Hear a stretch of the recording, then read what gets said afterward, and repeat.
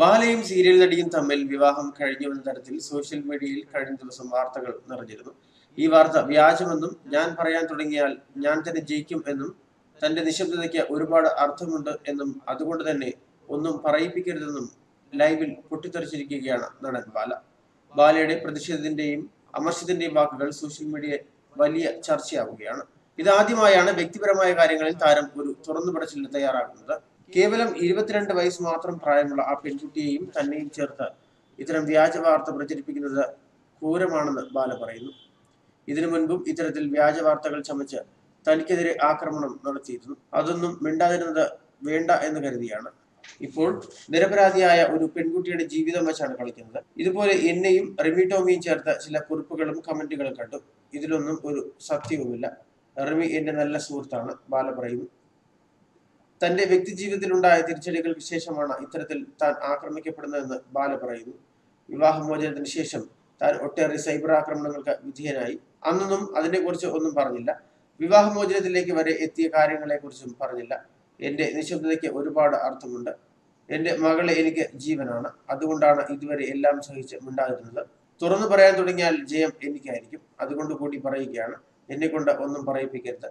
എന്റെ നാടും വീടും ഉപേക്ഷിച്ച് ഈ കേരള മണ്ണിൽ നിൽക്കുന്നത് നിങ്ങളോടുള്ള ഇഷ്ടം കൊണ്ടാണ്.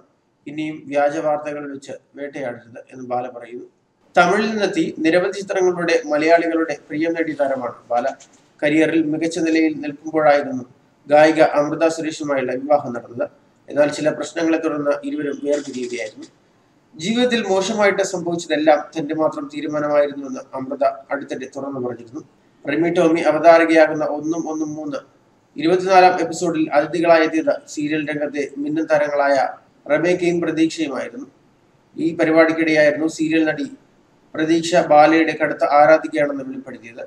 പ്രതീക്ഷയുടെ വാക്കുകൾ ഇങ്ങനെയായിരുന്നു: പണ്ട് മുതലേ ബാലയുടെ ആരാധികയാണ്. പത്തനംതിട്ടയിലാണ് എന്റെ സ്ഥലം. 10ാം ക്ലാസ്സിൽ പഠിക്കുമ്പോൾ അവിടെ ഒരു ഉദ്ഘാടനത്തിന് അദ്ദേഹം വന്നിരുന്നു.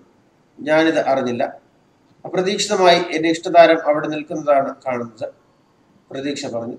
അന്ന് ഒരുപാട് പണിപ്പെട്ട് പ്രതീക്ഷ ബാലയുടെ ഓട്ടോഗ്രാഫ് സ്വന്തമാക്കി.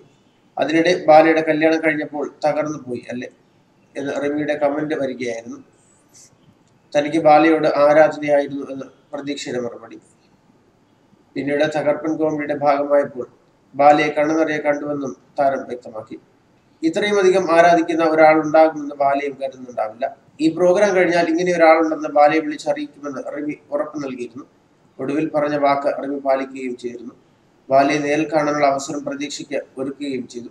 ഈ വാർത്തയെ വളച്ചൊടിച്ച് ഇരുവരും വിവാഹിതരായി എന്ന തരത്തിൽ വ്യാജ വാർത്തകൾ പ്രചരിപ്പിക്കുകയായിരുന്നു. ന്യൂസ് ഡെസ്ക് മലയാളി വാർത്ത.